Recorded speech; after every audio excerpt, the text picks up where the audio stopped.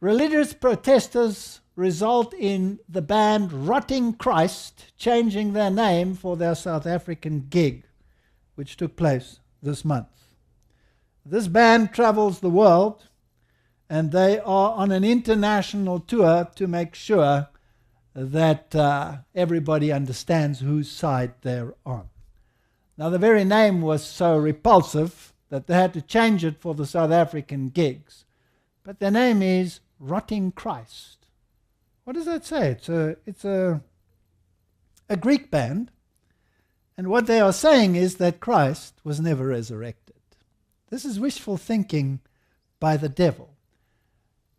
And every person who watches the media and sees what is going on must realize that the world cannot continue as it continues. And everybody wants a way out. We want a way out of gender violence. We want a way out of racial violence. We want a way out of religious violence. Can't we just come together and stop this insanity? And the greater the insanity, the greater the need to come together. Isn't this exactly what the devil wants to? Isn't this a brilliant plot? If you look at this picture on one of their albums of these terrible demonic figures, and they have the words there, kataton, aimona, whatever, meaning literally to follow your own demon. In other words, to follow the spirit that leads you, the demonic force that leads you. The world is heading towards a precipice, and these obscene activities taking place in the world, and this senseless violence is channeling the thinking, Christian, religious, whatever religion, minded person in a particular direction. And that direction is unity. So we have to come together. We have to stop this insanity.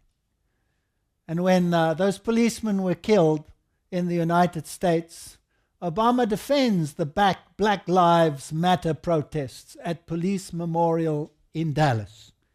And some people criticized him and said he spurned the fire, and he actually supported some of the violence in this way. So he was heavily criticized, but the matter is, in fact, in the media, there is racial divide, not only in the United States of America, but in every nation on this planet. And the media says it fell to former President George W. Bush, a resident of Dallas, to provide a less political message that focused on unifying the country out of grief. And I'm surprised at his speech, because he was not so well known for his oratory skills, but he did something quite marvelous here.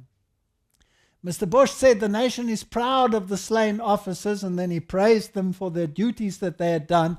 And then he said, referring to racial divisions roiling the country, Mr. Bush said, Americans must work at finding our better selves. Too often we judge other groups by their worst examples while judging ourselves by our best intentions. Mr. Bush said, at our best, we know we have one country, one future, one destiny. We recognize that we are brothers and sisters sharing the same brief moment on earth. We do not want the unity of grief, nor do we want the unity of fear. We want the unity of hope, affection, and high purpose. I think it's a good speech. I think every person on this planet longs for this high purpose. People are sick and tired of violence. They're sick and tired of fear. They're sick and tired of grief. Obama gay marriage legacy. White House lit up with rainbow after same-sex marriage ruling. So the nation celebrated when he brought in this ruling, and the cartoonists had quite a bit of fun. They said, well, if you look at the legacy of JFK, then it was one small step for man, pointing to the moon landing and what he had achieved in his tenure. And Obama, they have one giant leap for mankind, where they have the transvestite sneaking out of the woman's restroom. And they ask, is this the legacy? Well, what did this legislation actually do? Which legislation did it negate? It negated what God had put in place in Eden. So God had said, He created them, male and female. They shall become one flesh. The man shall cleave unto his wife. And this was a covenant before God. This has been reduced to a judicial agreement which can be annulled at any time. The South African courts actually went further and ensured that there could be no recourse in the case of a divorce against one or the other party, because everybody is totally free to choose whomsoever they wish. Now, in the past, if someone destroyed your marriage and you had tremendous financial implications, you could sue the other party. No longer, because it is only a legal agreement in the context of a material sense for the time in which they are together. It's no longer a binding contract before God. So the marriage has been annulled via this legislation. Now, this happened in the United States and in most other countries as well. But this person says, why Obama will go down as one of the greatest presidents of all times. So this is a news commentator. And he has some interesting things to say. It's saying, maybe hard to imagine now, but in the face of rising chaos, we'll crave unity all the more.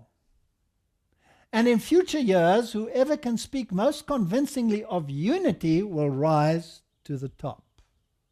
It's also hard to imagine many beating Obama at the game.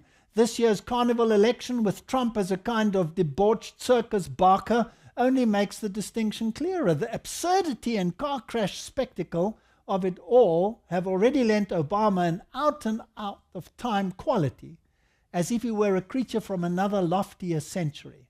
Whatever happens next, I feel this in my bones. We'll look back at history, hopefully when we're zooming down the Barack Obama Hyperloop transport system, and think, that man was rare, and we were damn lucky to have him. Interesting statement. The Jesuit Père Teilhard de Chardin said, driven by the forces of love, the fragments of the world seek each other so that the world may come to being. So you first fragment the world with chaos and disorder, and then you pick up the fragments in people who crave nothing more than unity. He also said the outcome of the world, the gates of the future, the entry into the superhuman, these are not thrown open to a few of the privileged, nor to one chosen people to the exclusion of all others. They will open only to an advance of all together, in a direction in which all together can join and find completion in a spiritual renovation of the earth. The world has to come together. This chaos has to stop. This pain, this grief has to end. And then you have these two interesting characters, sparring continuously in the media, vying for the most powerful position in the political sphere. And they don't have very nice things to say about each other, but of course they are actually friends. They visit each other at their homes, they play golf together, they party together, they laugh together.